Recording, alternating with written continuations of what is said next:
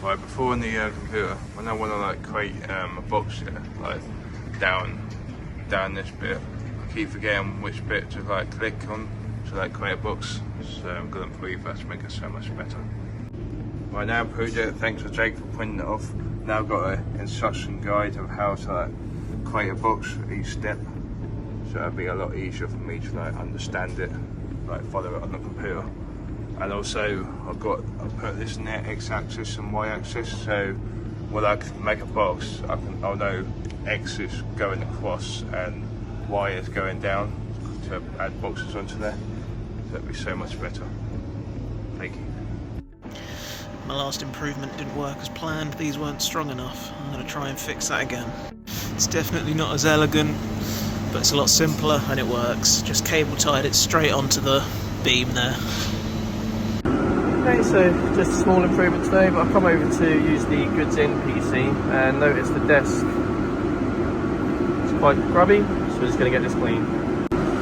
And there's the after, nice and clean, just leaving it better than I found it. Quick improvement here, so just added some headings now, see there, so I've got one for the whole notice board, one for the bits about parcels, one for the bits about pallets, and down here we've just got some more details about parcels. That one there's pricing, this one's details.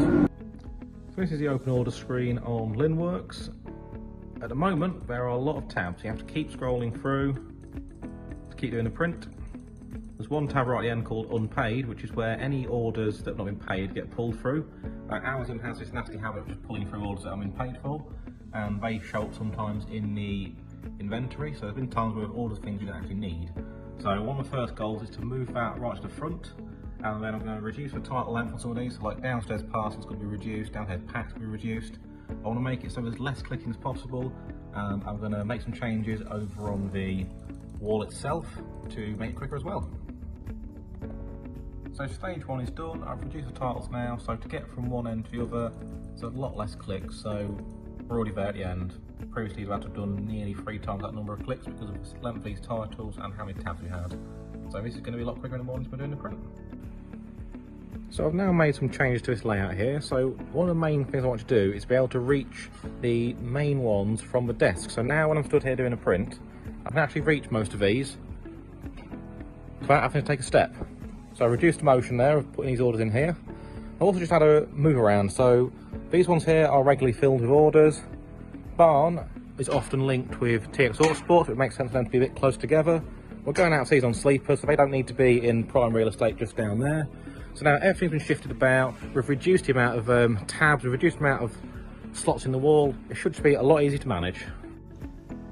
Just a quick little improvement here. Previously, when a customer is having to look at a product on the industrial textile site, there's all this information they've got to keep scrolling for quite a long time just to be able to see the info. It's quite poorly spaced out, and I came up with a quick way to fix that, which is a nice little spec sheet area where you can actually now drop down these different menus to hide the information, and also it's now laid out in a nice table rather than having to scroll for ages. It's right there in one scroll. Just another little improvement. This is one of Mark's trolleys, and I noticed it's very dirty, so I've just given it a nice little clean. It's a very quick rush clean, but it now looks 10 times better and keeps the equipment looking new. So thank you everyone. Little update in here. So what we got in here is our tooling chart for the SolidWorks drawing. So this is all matching to the tooling which we got on the press brakes to make sure that we're doing the right job. This has to be all up to date, and lately we had some changes in the tooling, so this going updated as well. So along with it, it's all updated to our Trello, and everyone whoever works with the SolidWorks in JJB can download this file and update it, and everything should be accurate to wherever they need. Thank you very much.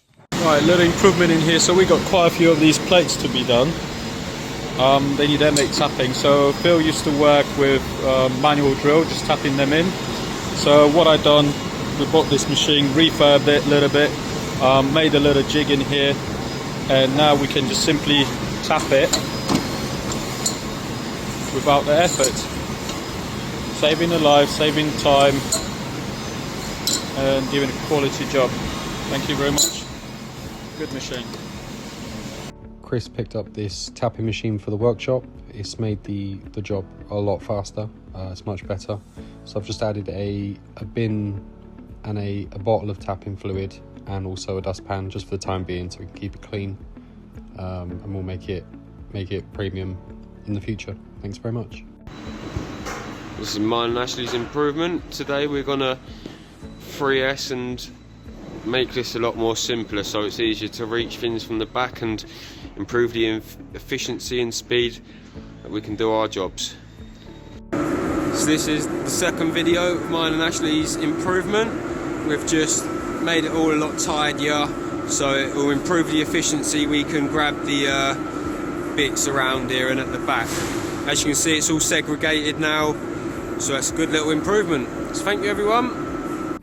This charging port looks to have been stuck down at one point, but it came off over time, so let's just re-secure it. There we go, that's a bit better. Great job, everyone. Thank you very much.